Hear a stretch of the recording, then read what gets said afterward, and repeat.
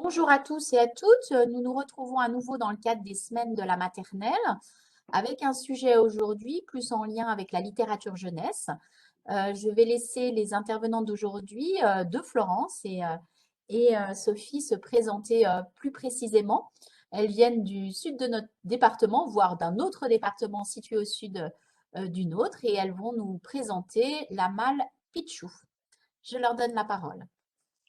Bonjour, donc effectivement, nous sommes trois présentes, mais normalement nous sommes quatre, donc quatre bénévoles au sous d'une association, le sous des écoles laïques. Donc c'est une association qui organise la fête du livre jeunesse à Saint-Paul-Trois-Châteaux, donc dans le sud de la Drôme. Donc il y a Florence qui est conseillère pédagogique. Une autre Florence et moi-même qui sommes enseignantes formatrices et Evelyne qui est absente aujourd'hui, bibliothécaire à la retraite. Voilà, donc pourquoi nous sommes devant vous aujourd'hui en ce moment? Parce que Madame Grezard a souhaité valoriser notre travail et nous la remercions chaleureusement. Et puis aussi, donc, pour vous présenter un outil qui s'appelle la malle Pichou que nous avons conçu et créé. Donc, très rapidement, je vais vous présenter la genèse de ce projet, de cette malle Pichou, pourquoi et comment nous avons eu l'idée de créer cet outil. Donc, tous les ans, nous faisons partie d'un comité de lecture qui interroge la production éditoriale consacrée aux tout petits, plus particulièrement aux moins de 3 ans. Donc, on se réunit régulièrement pendant 4 mois pour découvrir toutes les parutions dédiées sur une année civile aux tout petits. Et de ces lectures, nous retenons en moyenne entre 50 et 70 albums suivant des critères bien précis. Donc, en particulier, est-ce que les albums sont adaptés à l'âge, à la tranche d'âge moins de 3 ans? Est-ce que les albums sont originaux? La non-popularité des albums aussi, c'est-à-dire est-ce qu'ils ont besoin de nous, ces albums, pour être connus du public, etc. D'autres critères aussi. Parmi cette sélection d'une soixantaine d'albums, on va dire, nous avons la tâche difficile d'en garder 10. Et donc, ces 10 albums constituent la sélection Pichou. Cette sélection de 10 albums est ensuite examinée par un jury composé de professionnels de la littérature jeunesse et de professionnels de la petite enfance. Et ce jury élit le meilleur album pour les moins de 3 ans. Donc l'auteur de cet album et donc le lauréat reçoit le prix Pichou lors de la fête du livre de Saint-Paul-Trois-Châteaux. Donc ce prix existe depuis 1995.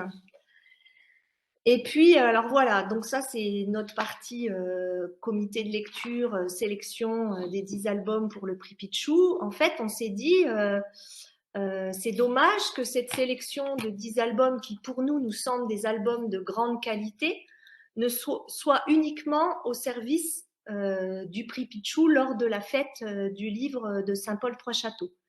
Donc nous avons eu l'idée de créer une malle pour valoriser et accompagner cette sélection des 10 albums.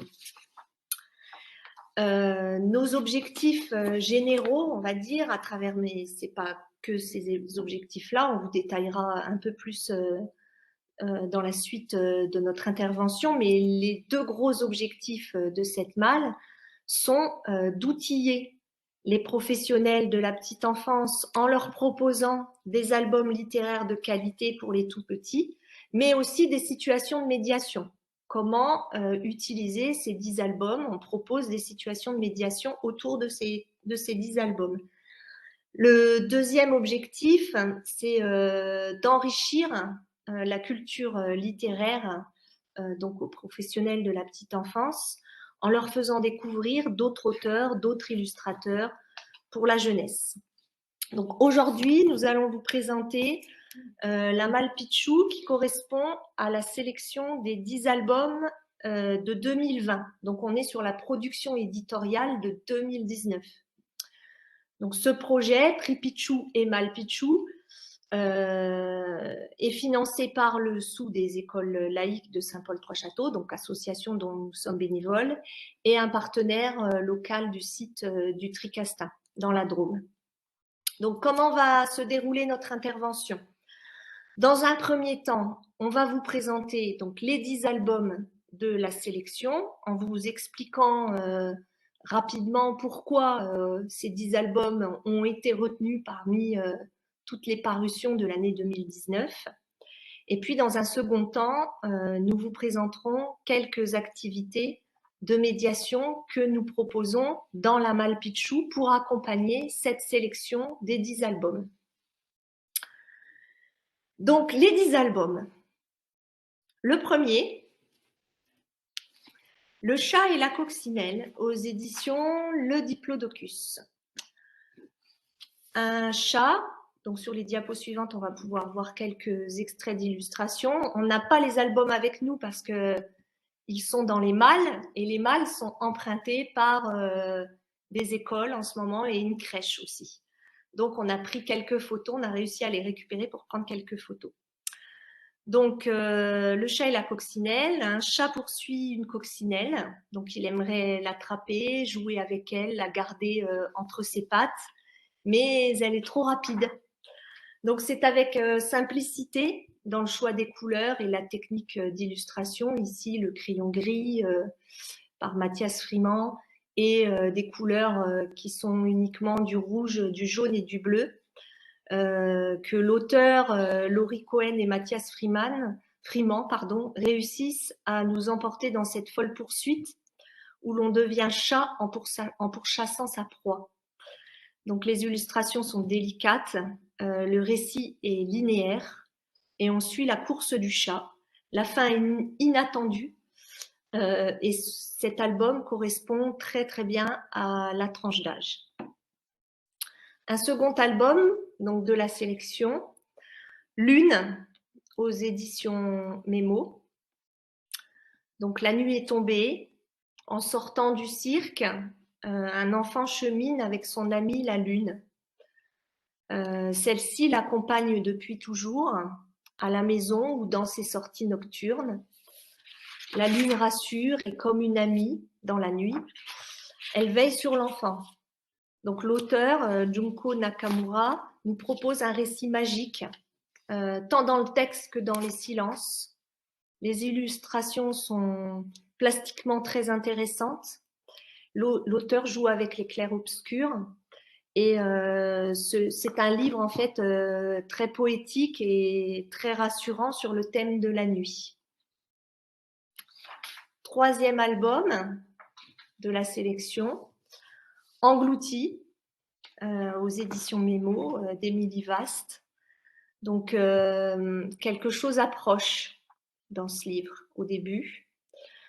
Il y a des animaux qui sont insouciants. Ils courent, ils grattent, ils cherchent de la nourriture. Et cet escargot qui se fait attraper le premier, alors qu'il grignotait un pissenlit. Hop, avalé tout entier. Puis bourdon, crapaud, vipère, tortue. Les animaux résistent, mais il ne reste que les mammifères. Mais bientôt, Loire capitule, Marmotte le suit de peu. Ours sera la dernière à être dévorée. Gentiment, elle se laissera faire. Pourtant, une ours, c'est fort.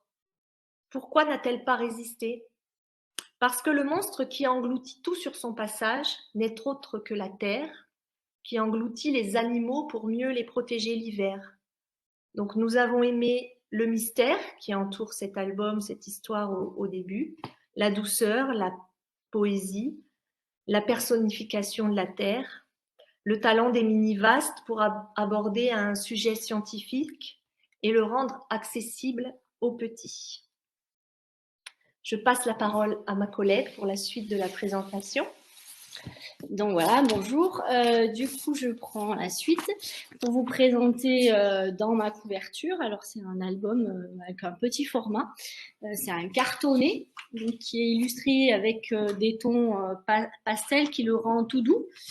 Il s'adresse vraiment aux petits. Il est très simple au niveau de sa prise en main. Chaque double page est composée, on peut peut-être voir sur l'image d'après, comme d'un jeu de miroir où on voit le petit enfant enroulé dans sa couverture et de l'autre l'album qui est par contre l'animal qu'il imagine, pardon.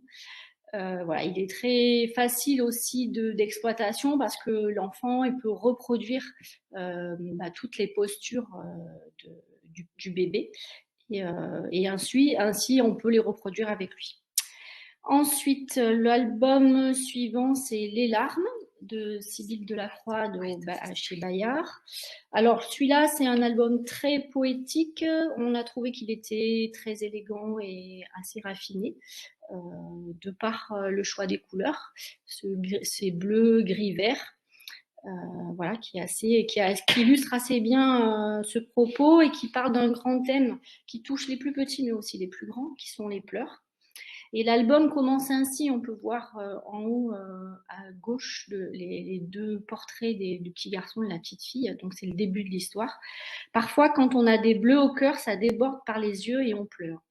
Il amène donc à se poser plusieurs questions. Qui pleure? À quoi servent les pleurs? Est-ce que les grands pleurent? On peut voir la maman qui console aussi. On suit une fillette donc avec un serre-tête et un petit garçon avec les cheveux en bataille et aussi un crocodile doudou qui parfois va être réalité. Et donc chaque situation suggère une émotion mais sans jamais la nommer. Donc c'est un album plein de tendresse et d'humour aussi. Et l'auteur apprend au tout petit à apprivoiser ses larmes et à mettre des mots sur ses mots. Voilà, donc ça c'était les larmes. Ensuite, on va passer à Petit de Maria Jalibert et l'illustration de Cécile Bonbon. Alors, Petit est un album qui permet vraiment de comparer la taille de certains animaux, mais de façon assez amusante. Donc, les images sont en tissu et elles ont été mises en volume par Cécile Bonbon et elles sont vraiment d'une belle finesse et c'est ce qui nous a plu en fait, c'est ce qui nous a attiré dans cet album. Il commence ainsi. Le petit du ver de terre est plus petit que le petit de la poule, qui est plus petit que le petit du chat. Mais le plus petit des plus petits, c'est qui? Le petit de la puce, Guili Guili. Plus petit que, plus grand que, pas aussi grand que, tellement petit que je ne le vois plus. Les comparaisons de longueur donc s'enchaînent à travers l'album et on découvre des animaux en fait de moins en moins petits, donc de plus en plus grands. Donc c'est un vrai challenge aussi en tant que lecteur d'arriver à tenir le fil et le texte de cet album et donc qui est assez amusant. Et donc, donc d'un côté, il monte et ensuite on redescend dans l'ordre inverse et on finit donc par le petit de la puce qui est vraiment tout petit. Donc voilà, c'est un album qui est très simple mais qui est très malin et qui vraiment s'amuse des échelles et des réactions de chacun. Donc voilà, c'est un album qui fonctionne très bien chez les petits mais au-delà. Et voilà, sa finesse d'illustration nous a bien plu et sa construction aussi. Et ensuite, dans l'œuf, je vais vous présenter.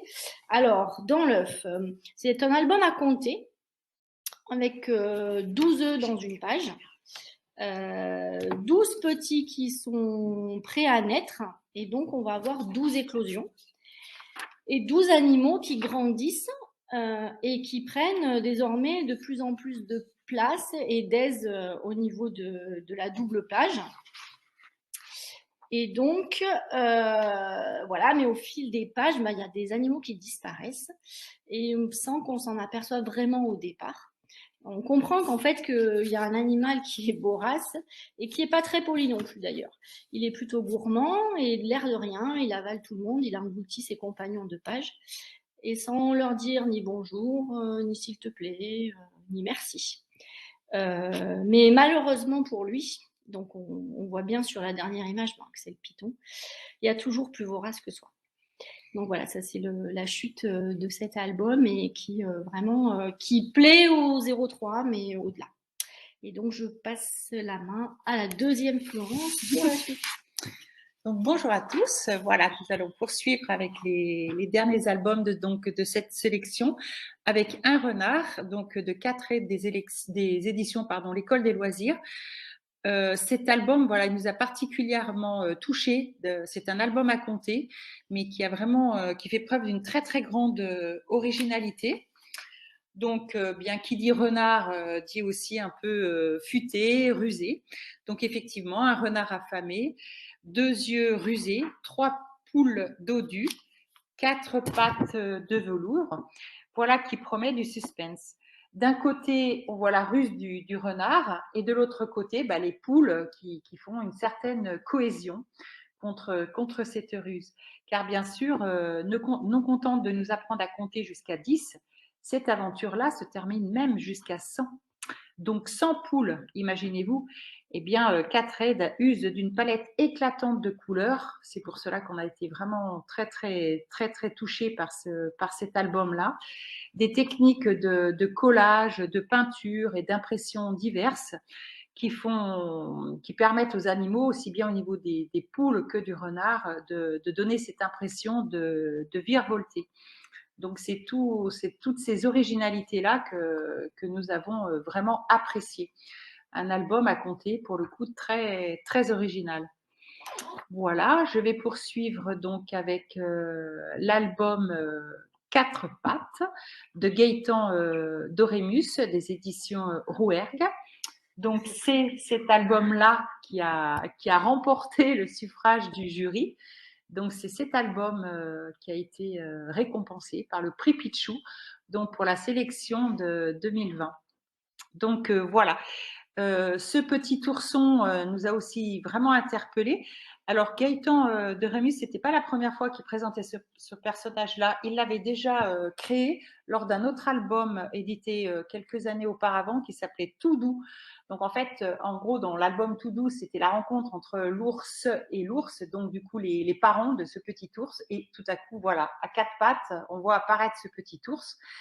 Et on a été très très sensible donc de la découverte du monde par ce petit bébé, en quelque sorte, cet ourson à 4 pattes, comme les humains le font. Ce petit ours découvre, se questionne, appréhende bien sûr le sol, et tout à coup il est à 4 pattes, mais il finit quand même par se mettre debout pour découvrir l'espace. Et un peu comme on valorise les essais des petits quand ils commencent à marcher. Donc, bien sûr, comme il est debout, il s'éloigne. Là, on le voit dans l'image un peu en bas sur la droite. Donc, il s'éloigne. Est-ce vraiment loin? En tout cas, voilà, nous avons pris beaucoup de plaisir à découvrir les premiers pas de ce petit ourson. Et bien sûr, sous l'œil quand même des parents qui ont toujours le papa et la maman qui restent très, très attentifs au déplacement peut-être un petit peu éloigné dans un premier temps de leur bébé. Donc voilà, c'est ce que nous avons apprécié par les couleurs, les expressions, les sensations. Parce que l'ourson, il va ressentir d'abord la chaleur du sol, mais aussi le piquant des chardons, la caresse de l'herbe, le froid de la neige et aussi le froid de l'absence, parce que quand il s'éloigne, il se sent ému parce qu'il n'a plus beaucoup, il n'a plus la présence de ses parents. En tout cas, voilà, toutes ces émotions sont bien retranscrites dans cet album. Et puis, bien sûr, ce petit ourson qui s'éloigne, mais la peur est vite effacée par la présence rassurante du papa ours. Donc, voilà pour notre prix Pichou 2020, à savoir 4 pattes. Et puis, je vais terminer de vous présenter la sélection par le dernier album qui s'appelle Une ombre, donc des éditions L'Élan Vert de Cha Chen-Yung, excusez-moi de l'articulation de cet auteur. Voilà, donc tout simplement, l'ombre, ça se passe dans la savane, donc les animaux de la savane ont très chaud, donc ils cherchent une ombre, ils vont s'installer les uns près des autres sous un arbre, parce que c'est la seule ombre qui est présente dans la savane. Donc, ils profitent de cette ombre. On peut le voir peut-être dans la diapo suivante. Voilà. Et ils cherchent, donc les animaux cherchent l'ombre, ils s'installent les uns après les autres sous un arbre, profitant de cette ombre, pardon, ils se reposent. Mais voilà que tout à coup, l'ombre, elle rétrécit et les animaux sont obligés de se serrer les uns contre les autres de plus en plus fort, jusqu'à finalement ne plus être sur un plan horizontal mais vertical, donc jusqu'à former une pyramide. Donc, nous avons été très, très sensibles par les dessins soignés de cet album magnifique qui toutes ces illustrations permettent vraiment de mettre en valeur l'imaginaire qui est sans fin d'ailleurs des enfants. Donc, voilà pour notre première partie qui concerne la présentation de ces 10 albums. Donc, je vais poursuivre avec, par rapport à cette malle Pichou. Donc, voilà, comme Sophie l'avait présenté tout à l'heure, elle avait bien expliqué d'où venait, pourquoi on a eu envie de créer cette malle, mais surtout d'où venait ce prix Pichou. Donc, nous, la malle, elle est beaucoup plus récente que le prix Pichou, parce que voilà, on a mis en valeur dans cette malle Pichou la sélection donc de 2020 et on est en train de créer la nouvelle malle pour la vague du prix Pichou 2021. Donc voilà, eh bien c'est quoi cette malle Pichou et pourquoi?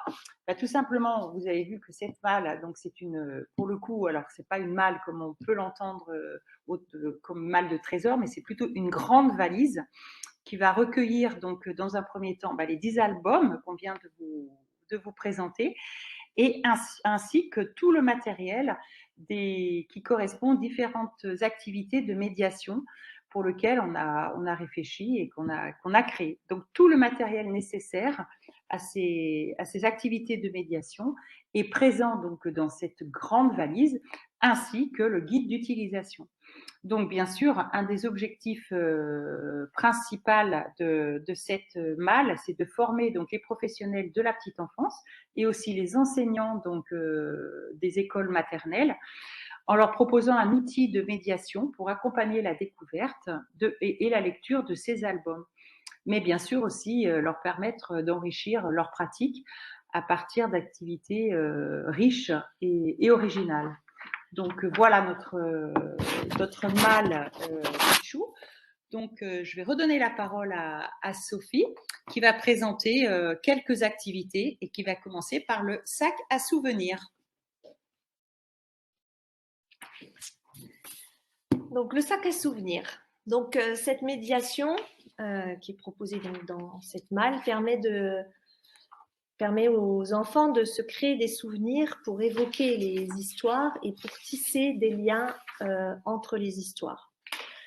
Donc l'objectif de cette activité, le principe est d'associer chaque objet du sac. Donc c'est un gros sac ponchon et dedans il y a des objets, il y a 10 objets puisqu'il y a 10 albums. Donc d'associer chaque objet à un album et d'en comprendre le lien avec le contenu de l'album, la thématique, l'esthétisme, la portée axiologique, etc. Par exemple, nous avons choisi de mettre une coccinelle que vous voyez sur l'écran pour l'album Le chat et la coccinelle. Nous avons choisi un crocodile pour l'album Les larmes parce que dans les larmes, dans cet album, le doudou, il y a un doudou crocodile qui est un personnage secondaire mais récurrent tout au long de l'album. Donc chaque album a un objet. Donc ces objets permettent de découvrir les albums, mais c'est surtout un catalyseur de souvenirs. C'est-à-dire que l'enfant, à partir de ces objets, peut revenir sur le souvenir qu'il a de l'album sans avoir l'album à sa disposition.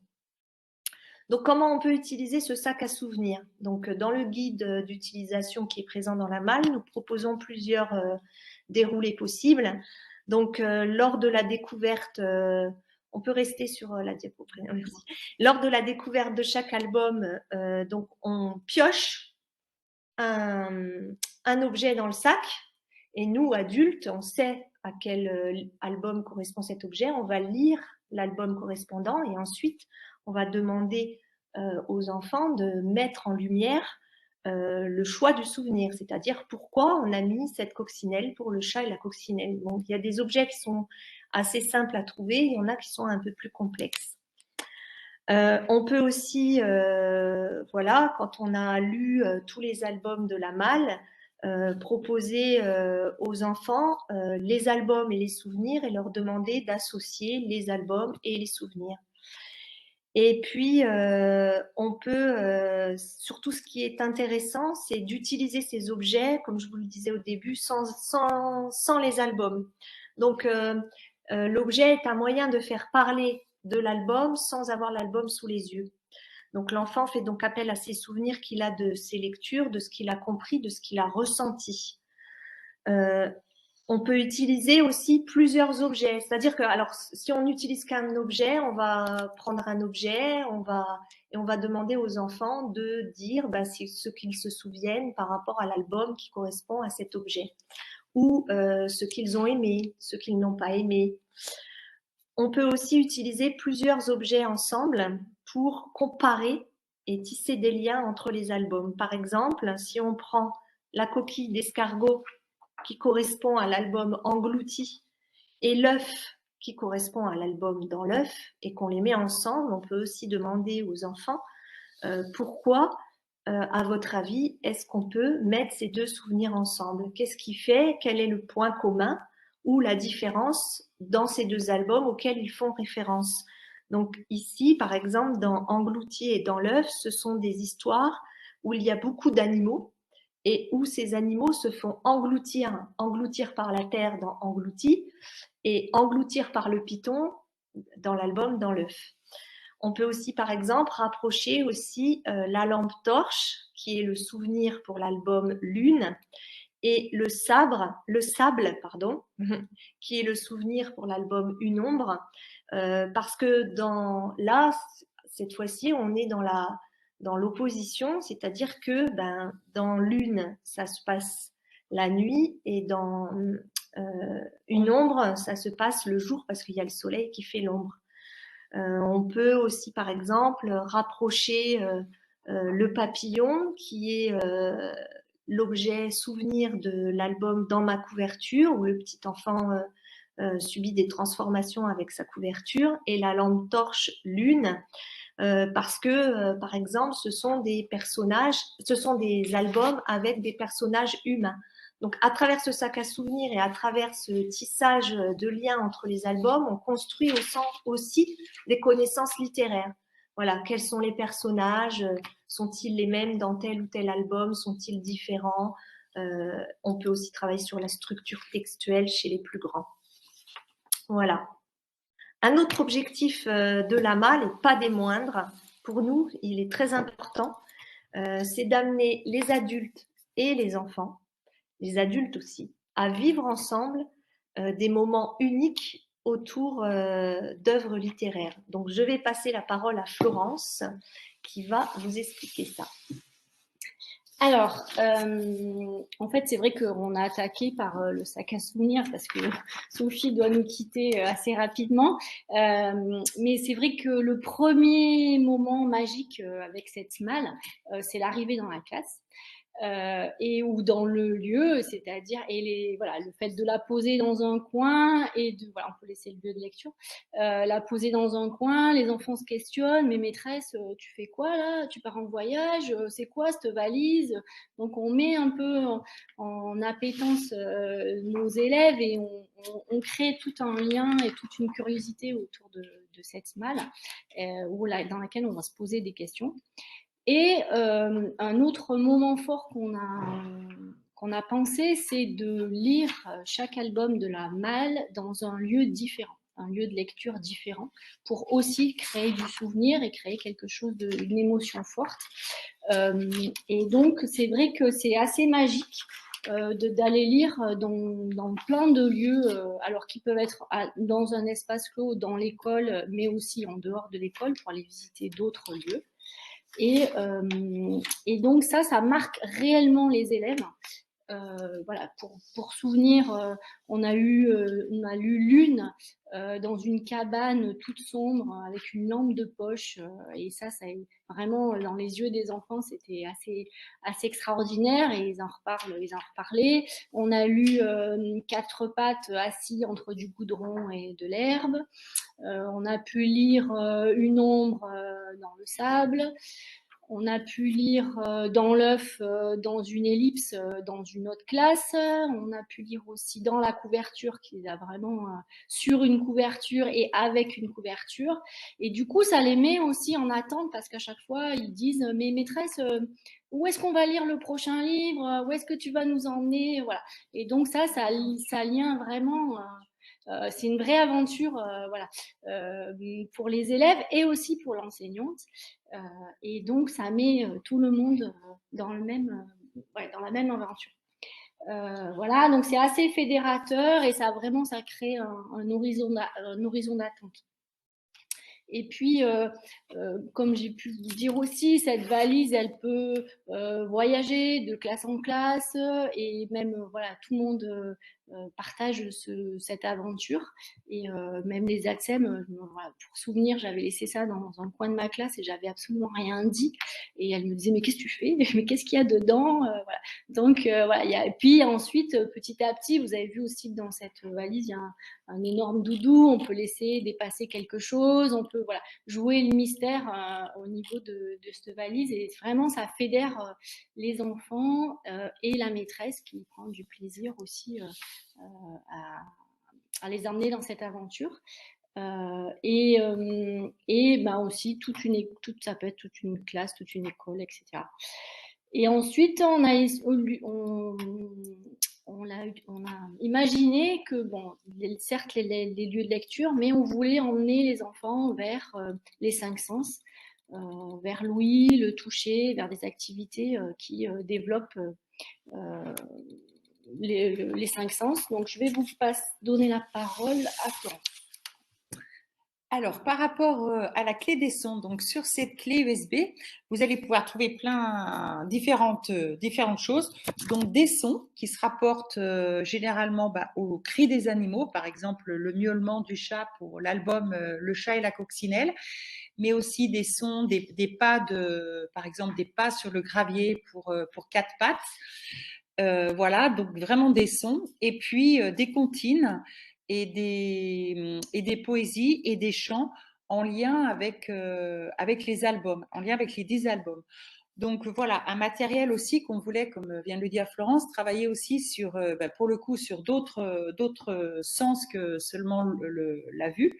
Donc là, c'est surtout pour le coup, sur l'ouïe, mais un peu comme dans la lignée du sac à souvenirs qu'a présenté Sophie tout à l'heure. C'est-à-dire que là, c'est pas un objet qu'on va associer à un album, mais ça va être pour le coup un son. Donc pour créer un autre univers de référence par rapport à cette ouïe là. Donc là, c'est quelque chose qu'on avait trouvé important et pour le coup innovant. Au niveau de l'utilisation des sons, alors que ce soit les sons, que ce soit les chansons, que ce soit les comptines, que ce soit les poésies, vous pouvez très bien les proposer en amont de la lecture de l'album, par exemple faire écouter 2-3 sons en lien avec l'album que vous allez écouter après, proposer après à la lecture aux enfants, et puis se dire ah bah oui, il y a un chat, on a entendu le chat. Et puis donc avant, mais aussi pendant et bien évidemment après la lecture de ces albums. Donc voilà, et permettre aux enfants de mettre en son ces histoires lues, et surtout pour essayer aussi chez eux de développer cette part de subjectivité autour de ces albums. Donc voilà par rapport à la clé des sons et toutes les activités qu'on peut faire autour de cette médiation-là. Et ensuite, eh bien, je vais vous proposer donc de vous présenter le doudou à poids. Donc, comme Florence a dit tout à l'heure, on voulait aussi travailler sur l'ouïe, enfin sur d'autres sens, donc sur l'ouïe et sur le toucher.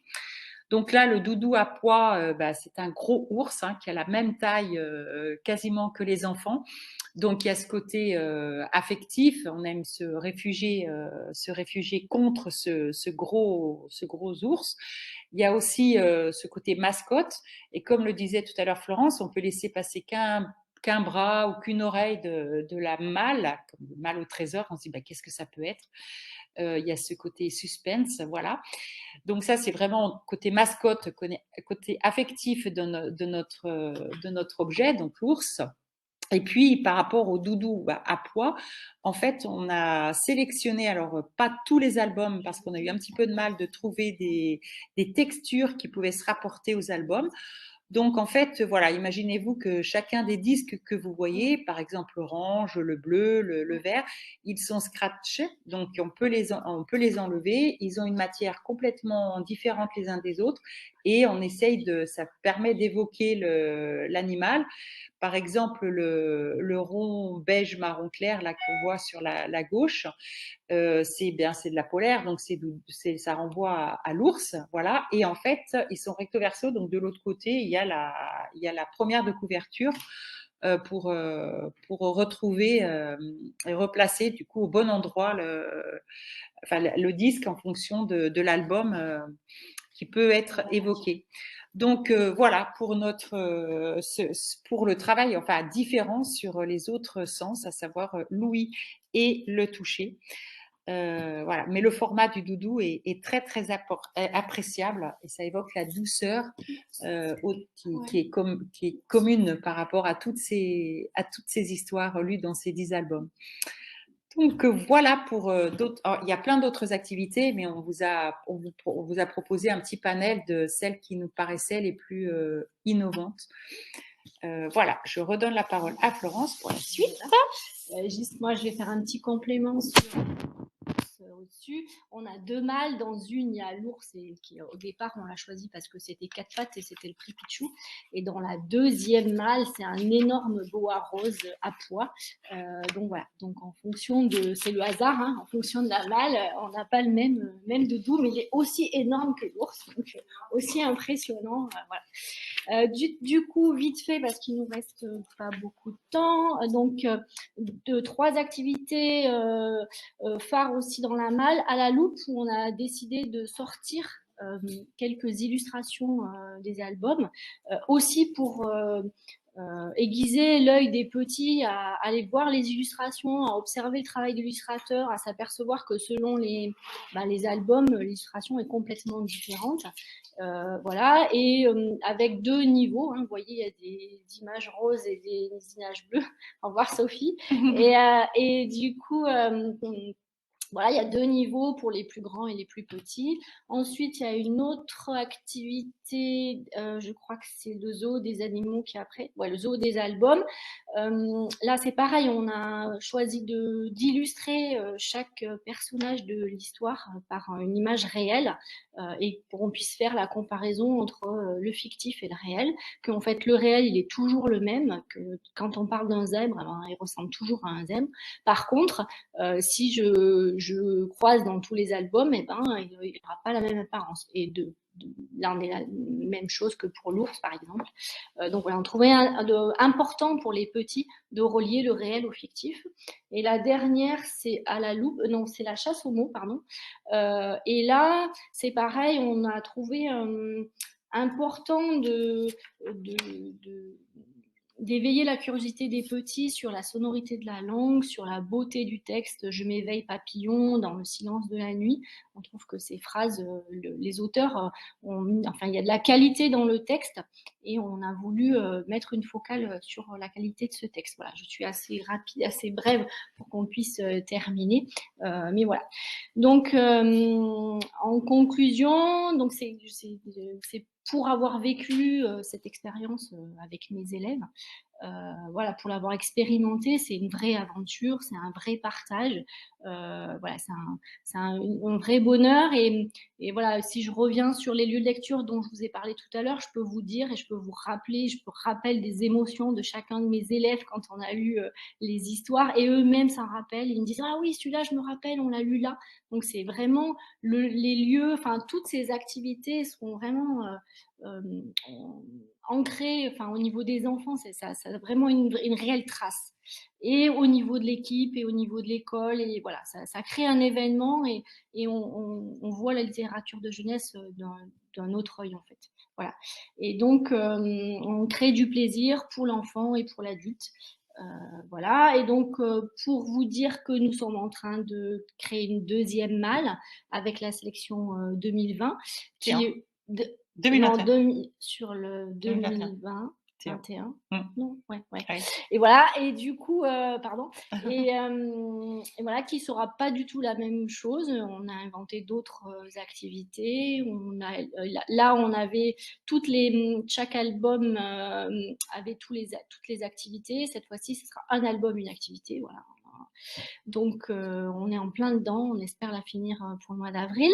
Et donc, on voulait finir aussi en vous parlant du site de la Fête du Livre, qui est une vraie ressource aussi, qui peut être pour les étudiants ou pour voilà, tous les médiateurs qui accompagnent les jeunes enfants sur la littérature de jeunesse. Vous voyez, il y a écrit nos ressources, par exemple, sur le menu déroulant, et il y a des activités qui ont été proposées ou voilà. Et puis, il y a aussi... il y a aussi des albums qui sont proposés. Enfin, ça permet d'enrichir. On sait qu'on a un peu tendance, en tant qu'enseignant, d'aller toujours sur l'école des loisirs. Ou voilà. Donc là, ça permet d'avoir une ouverture sur d'autres éditeurs, et de voir la richesse et la qualité de la littérature de jeunesse. Voilà.